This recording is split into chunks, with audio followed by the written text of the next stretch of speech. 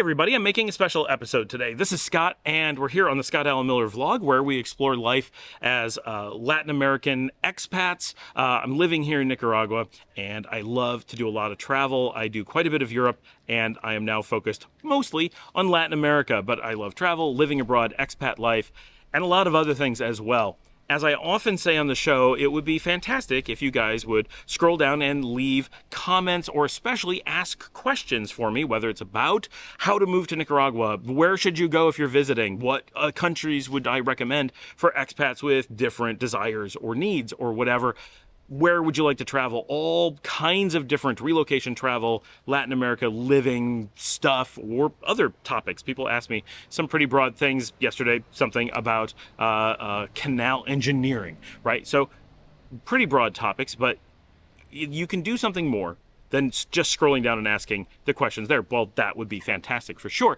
But what you can also do is make a video that I can stitch in and have you, as part of my community, be part of the community in the videos. I think this would be really fantastic. I've mentioned this a few times, but I wanted to make some directions as to what to do to make this work pretty well. So, as you know, if you're watching the show, we do every episode in 4K. We record in 30 frames per second, and we like to make the show look pretty good. Even when I don't have an opportunity to go out and hike around and show you something interesting, we're here in the garden or whatever, and we've got some really great video. So you're gonna wanna look pretty good too when you're gonna be on the show. You don't have to get like all made up and dressed up and stuff, because obviously I'm not, so we can match in that way if you like, or you can do anything fancy you want, go crazy. But a couple of basic rules I would ask you guys to follow that will make this work really well. One, try to get some light on you when you're doing the video. Try not to have backlight and you're all dim and it's hard to, that's one of the things that if you're not doing videos yourself, you may not know that this is what makes all the difference in things looking good.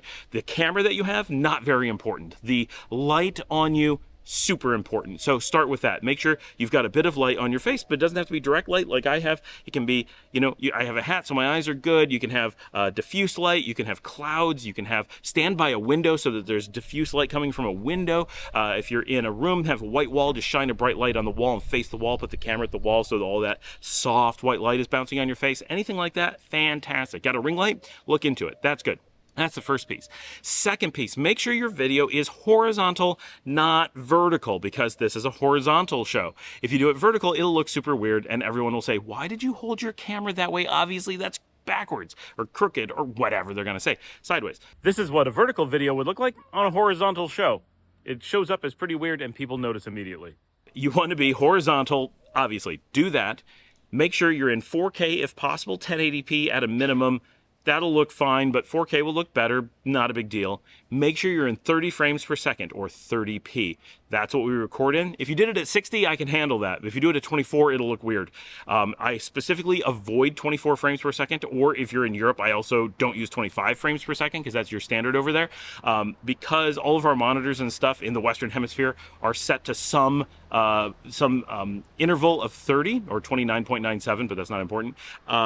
So if you do the show in 30, every device shows it perfectly smoothly and it looks really good from a motion perspective. For a lot of people, if you do cinematic at 24, it looks either sloppy and just blurry because the human eye notices every frame. Now, we call that cinematic, but that's just a loose term when people are excusing poor video making. It's not good. And if you see 24p on a device that isn't built for that, like a normal TV, a normal computer monitor, you're watching it on YouTube while you're doing other things, then it doesn't just look sloppy, it actually looks broken because it's noticeably jerky in an uneven way. And it is broken. It's the person who made it didn't know about how formats work.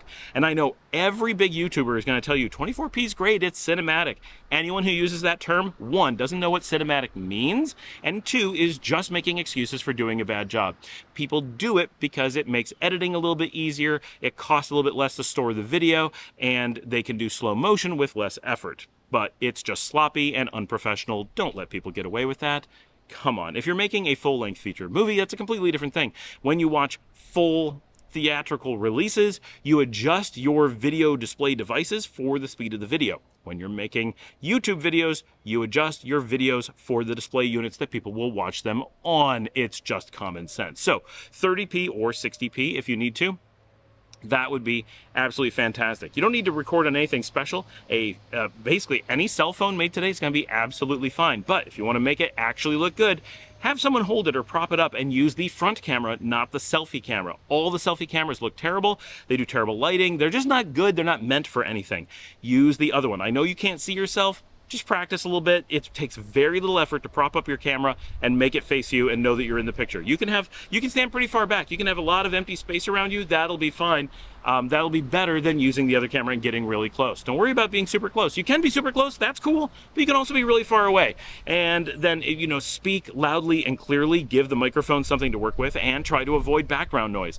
I'm outside, so cutting out the wind is a big effort that I have to do. But if you do it inside, just do it in a closed room. Listen for the hum of, you got a fan running or an air conditioning unit running. That could be fine as long as it's quiet. But listen for that background noise. Try to get rid of that for a second and do your recording. And it doesn't have to be long, right? It could be a 5-second clip. It could be a 5-minute clip.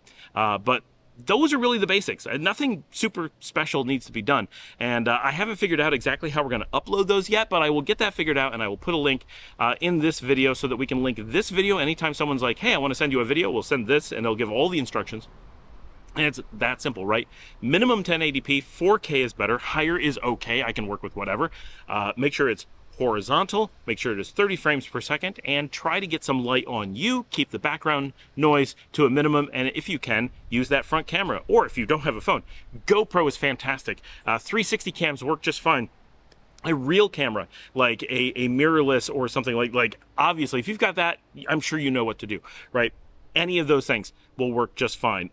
So feel free to make some videos, ask some questions, and I'll add you in, and we'll have a lot of fun with this. I would love to see more of the audience getting involved. So thanks for joining me. I will see you all tomorrow.